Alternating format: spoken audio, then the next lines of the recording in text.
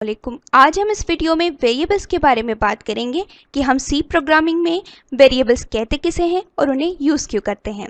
Variable is the name of memory location used to store some value. मतलब कि variable एक memory location का नाम होता है जिसमें कुछ वैल्यू, कुछ डेटा स्टोर की जाती है और उस डेटा को सी प्रोग्राम में यूज किया जाता है।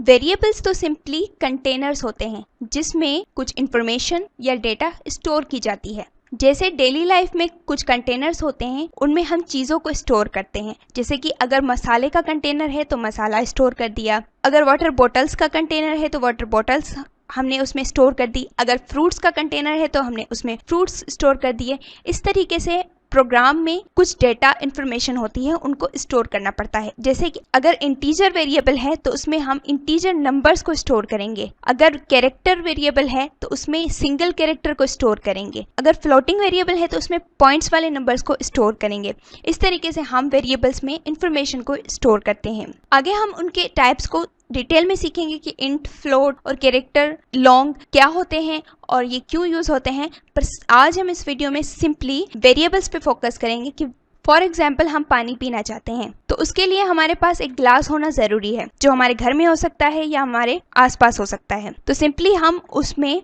वाटर डालेंगे और उसको पिएंगे। तो वेरिएबल को भी अगर हम इस तरीके से समझें तो ग्लास वेरिएबल होता है जो कि एक चीज होती है, एक लोकेशन होती है जिसमें हम कुछ वैल्यू वाटर डालते हैं और उसको यूज करते हैं। जैसे कि हमने पानी को पीने के लिए यूज किया तो इसीलिए वैल्यू को हम प्रोग्राम में यूज करेंगे, एडिशन के लिए यूज करें, नंबर्स को प्रिंट करने के लिए यूज करें या बहुत सारी चीजें, सारे प्रोग्राम्स होते हैं उनके लिए यूज करें। पर यहाँ पर जो वेरिएबल है उस क्लास को, पर यहाँ पर उस मेमोरी लोकेशन को वेरिएबल का नाम क्यों दिया गया? वो इसलिए क्योंकि वेरिएबल मतलब वेरीएबल, मतलब जिसको वेरी चेंज किया जा सके, जो चेंज हो सके। अब अगर ग्लास है तो उसमें लाजमी नहीं है कि हम सिर्फ वाटर ही डालेंगे, उसमें हम जूस या शरबत भी डाल सकते हैं। पर उस गिलास में हम कोई कुछ लिक्विड ही डालेंगे, जाहिर बात है, क्योंकि वो एक ग्लास है, किसी लिक्विड के लिए बना है। किसी भी टाइप का लिक्विड हम उसमें डाल सकते हैं और उस लिक्विड को हम पी सकते हैं या उस लिक्विड को हम यूज कर सकते हैं।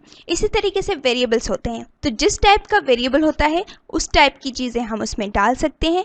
अगर हम वेरिएबल को इंट्रोड्यूस करवाएं अपने प्रोग्राम में, फॉर एग्जाम्पल एक वेरिएबल लिखते हैं इंट ए सेमीकोलन, तो डिक्लेरेशन जो वेरिएबल्स की होती है उसमें हम वेरिएबल के प्रॉपर्टीज को अनाउंस करते हैं, बताते हैं कंपाइलर को। प्रॉपर्टीज में होता है एक साइज ऑफ द वेरिएबल, दूसरा नेम ऑफ द वेरिएबल। इस इंट ए सेमीकोलन में एक है इंट जो कि इंटीजर का शॉर्ट फॉर्म है, इसको कहते हैं डेटा टाइप। मतलब कि जो वेरिएबल है उसकी टाइप डेटा किस किस्म की होगी, जिसकी डेफिनेशन अगर हम देखें तो होती है how much space a variable is going to occupy in the memory. मतलब कि मेमोरी में वो डेटा कितना स्पेस ऑक्यूपाई करेगी। उसके बाद आता है नेम ऑफ वेरिएबल, जैसे कि ए वेरिएबल का नेम है। इस तरीके से कोई भी नेम हम वेरिएबल को दे सकते हैं, पर उसके भी कुछ रूल्स होते हैं कि कुछ ऐसे नेम्स होते हैं वो हम वेरिएबल्स को नहीं दे सकते।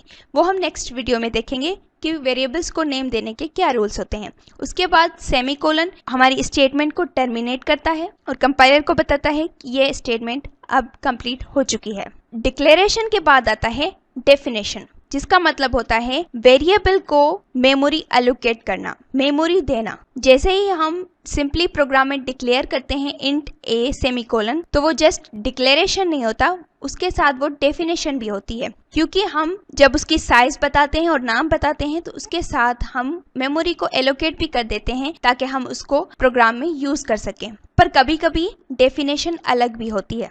वो तब होता है जब हमारे प्रोग्राम में दो या दो से ज्यादा फाइल्स हों और हम उन फाइल्स को अटैच करें और एक फाइल में एक बार हमने वो वेरिएबल डिक्लेयर कर दिया है, उस वेरिएबल को मेमोरी डिफाइन कर दिया है, तो सेकंड टाइम हम उस वेरिएबल को जस्ट डिक्लेयर करेंगे और उस वेरिएबल को अगेन मेमोरी नहीं देंगे, क्योंकि एक बार हम उसको मेमोरी दे चुके हैं। जैसे कि वाटर ग्लास है, हमने एक बार ग्लास खरीद लिया है तो उसमें से अगर हम चाहें तो दूसरे घर में भी वो ग्लास दे सकते हैं, वो दूसरे घर वाले भी उस ग्लास को यूज कर सकते हैं। तो इस तरीके से अगर हम ऐसा करना चाहते हैं तो डिफाइन तो पहले ही वो वेरिएबल होगा, तो बस जहाँ पर भी उसको यूज करना है उसको डिक्लेयर वहाँ पर करते जाएंगे और प्रोग्राम में यूज करेंगे। उसके लिए एक कीवर्ड यूज किया जाता है एक्सटर्न इंट ए, मतलब कि जो इंटीजर ए वेरिएबल है उसको एक्सटर्न किया गया है दूसरे फाइल से, इस फाइल में नहीं है।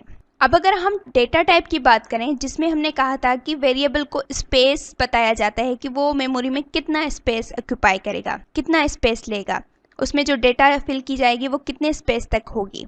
तो अगर हम इंटीजर की बात करें तो इंटीजर में फॉर एग्जांपल हमने उसका नाम दे दिया है ए, तो वो 2 बाइट्स का स्पेस लेगा या कहीं कहीं 4 बाइट्स का भी स्पेस लेता है। ये टोटली डिपेंड करता है मशीन पर, सिस्टम पर, कि सिस्टम में 2 बाइट्स है या 4 बाइट है। पर इसको भी रिमाइंड करने की जरूरत नहीं है। कुछ स्टूडेंट्स ये याद कर लेते हैं कि इंटीजर 2 बाइट्स ही लेता है, पर बहुत सारे ऐसे सिस्टम्स हैं वहां पर 4 बाइट लेता है, पर उसको याद करने की जरूरत बिल्कुल भी नहीं है, क्योंकि अगर हमें मालूम है कि इंटीजर में किस टाइप की डेटा आती है तो ये जो बाइट्स हैं वो खुद ही कंप्यूटर प्रोसेस में एलोकेट कर देगा मेमोरी को। जस्ट हम उसको डिक्लेयर करेंगे, डिफाइन करेंगे। जैसे ही हमने डिक्लेयर या डिफाइन उसको कर दिया, जैसे कि इंट ए सेमीकोलन, तो ये जो बाइट्स हैं मेमोरी हैं वो ऑटोमेटिकली रिजर्व्ड हो जाती हैं हमारे वेरिएबल के लिए। ये सिर्फ जहन में रखना है कि इंटीजर होता क्या है। इंटीजर नंबर्स का सेट होता है जिसमें नेगेटिव, 0 और पॉजिटिव नंबर्स होते हैं। इनकी भी एक रेंज होती है, वो हम जब डिटेल से इंटीजर को पढ़ेंगे तो तब बताएंगे। जैसे कि अभी के लिए एग्जांपल लें तो एक नंबर है 8690, ये एक इंटीजर है, ये हम ए वेरिएबल में स्टोर कर सकते हैं। और अगर हम दूसरा वेरिएबल इंट्रोड्यूस करवाएं, उसको डिक्लेयर और डिफाइन करें, कैरेक्टर में अगर हम उसका नाम देते हैं बी, तो कैरेक्टर मोस्टली 1 बाइट लेता है मेमोरी में। मेन चीज ये होती है कि कैरेक्टर किस किस्म का होता है। कैरेक्टर मतलब कि एक सिंगल कैरेक्टर, वो सिंगल नंबर भी हो सकता है, सिंगल अल्फाबेट भी हो सकता है, और सिंगल स्पेशल कैरेक्टर्स जैसे कि $, हैश, %, या इस तरीके से सिंगल कुछ भी हो सकता है, सेमीकोलन भी हो सकता है, पर उसको हम 2 सिंगल कोटेशन के दरमियान में लिखते हैं, तभी हम उसको कहते हैं कि वो कैरेक्टर है। तभी कंपाइलर समझ सकेगा कि ये एक कैरेक्टर है। अब हमारे जहन में एक सवाल आता है कि एक जो वेरिएबल का टाइप है, डेटा टाइप है, वो है इंटीजर, दूसरा है कैरेक्टर। एक 2 बाइट्स लेता है, या किस सिस्टम में, कुछ सिस्टम्स ऐसे हैं जिसमें 4 बाइट्स लेता है, कैरेक्टर 1 बाइट लेता है। और इंटीजर में नंबर्स होते हैं और उन नंबर्स को वेरिएबल में स्टोर किया जाता है। उसी तरीके से कैरेक्टर में भी तो नंबर्स आ जाते हैं, तो वो नंबर हम कैरेक्टर में यूज़ क्यों करते हैं, इंटीजर में यूज़ क्यों नहीं करते? हाँ बिल्कुल, इंटीजर में भी यूज़ कर सकते हैं, पर कैरेक्टर में ये होता है कि जो वेरिएबल होता है उसकी साइज़ कम होती है, तो उसमें जो नंबर या कोई अल्फ़ाबेट या कोई स्पेशल कैरेक्टर सिंबल होता है वो उसमें कम्प्लीटली फिल्ड हो जाता है। पर अगर वही नंबर हम इंटीजर में डालें तो इंटीजर के जो वेरिएबल है उसमें स्पेस बच जाएगा, और ये स्पेस का ज़्यान होता है, और वो पूरा स्पेस जो है वो ज़ाया हो जाएगा। हमारे मेमोरी में स्पेस ज़्यादा रिजर्व हो जाएगा और उसमें ज़रूरत भी इतनी नहीं होगी। इसीलिए हम जो 1 है उसको कैरेक्टर में ही लेते हैं, क्योंकि जो वो मेमोरी में स्पेस है 2 बाइट का या 4 बाइट का, उसमें अगर एक टाइम हमने कोई डेटा फिल कर दी तो दूसरी उसमें एक साथ नहीं फिल कर पाएंगे। अगर 1 उसमें डेटा फिल कर दी तो कर दी, जब तक हम उस 1 को निकालें ना। अगर हम 1 उस इंटीजर में डालते हैं तो वो वेरिएबल जो होता है, मेमोरी लोकेशन है, वो कम्प्लीटली फिल नहीं होगी और उसमें जगह बच जाएगी, ये मेमोरी का वेस्ट होगा। तो इसीलिए कैरेक्टर में अगर एक सिंगल कैरेक्टर है, बेशक वो नंबर है, तो उसको हम कैरेक्टर में अगर यूज़ करें तो मेमोरी का वेस्ट नहीं होगा।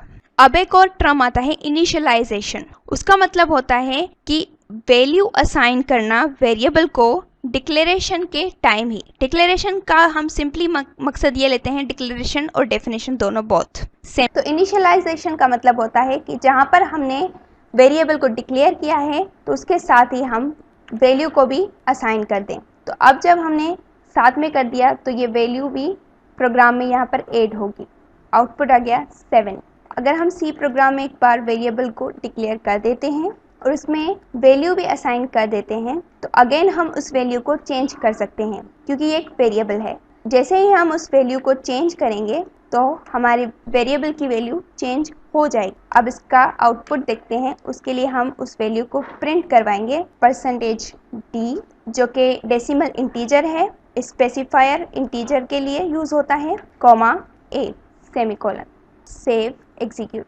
तो यहाँ पर जो अपडेटेड वैल्यू है वो वैल्यू आ गई।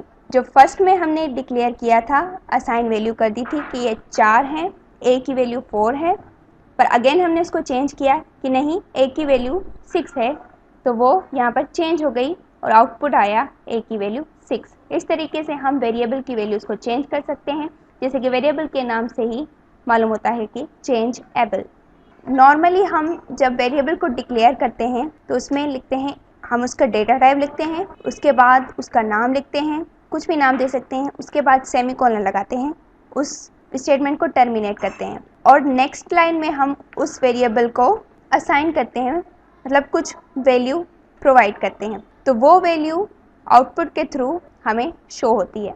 हम 2 या 2 से ज़्यादा वेरिएबल्स को भी साथ में डिक्लेयर कर सकते हैं, जैसे कि इंट a, b, c। हमने 3 वेरिएबल्स साथ में डिक्लेयर कर दिए हैं और इन तीनों वेरिएबल्स को हम कुछ वैल्यूज़ दे सकते हैं, जैसे कि a = 3, b = 4 semicolon, c = 7 semicolon. तो जब हम उनकी वैल्यूज़ प्रिंट करवाएंगे तो उनकी वैल्यूज़ प्रिंट हो जाएंगी। यहाँ पर सिंपली हम वेरिएबल का नाम चेंज करेंगे b, c। तो जब हम आउटपुट देखते हैं, वेरिएबल्स की वैल्यू आ गई 3, a की वैल्यू, फिर उसके बाद 4, b की वैल्यू, उसके बाद 7, c की वैल्यू। इन तीनों वेरिएबल्स को हम साथ में इनिशियलाइज भी कर सकते हैं, जैसे कि a के साथ ही हम वैल्यू दे दें, के बाद b को भी उस वक्त ही वैल्यू दें और c को भी वहाँ पर वैल्यू दें और लास्ट में सेमीकोलन लगाएं, तब भी ये सेम ही होगा। एग्जीक्यूट करेंगे तो आउटपुट वो आएगा जो हमने वैल्यू दी है। सबसे पहले a की वैल्यू 4, b की वैल्यू 7, c की वैल्यू 5। हम इन तीनों वेरिएबल्स को एक वैल्यू भी दे सकते हैं, जैसे कि a = b = c = 7। तो यहाँ पर आउटपुट आ गया 7, 7, 7, मतलब कि a भी 7, b भी 7, c भी 7। उम्मीद है कि आपको वेरिएबल्स अच्छे तरीके से समझ में आए होंगे कि हम उनको यूज़ क्यों करते हैं और वो क्या होते हैं। आगे हम नेक्स्ट वीडियोस में उनके टाइप्स के बारे में और उनके नेम्स के बारे में बात करेंगे कि हम उन वेरिएबल्स को किस तरीके से नेम दे सकते हैं और कौन से नेम्स हैं जो हम उन वेरिएबल्स को नहीं दे सकते।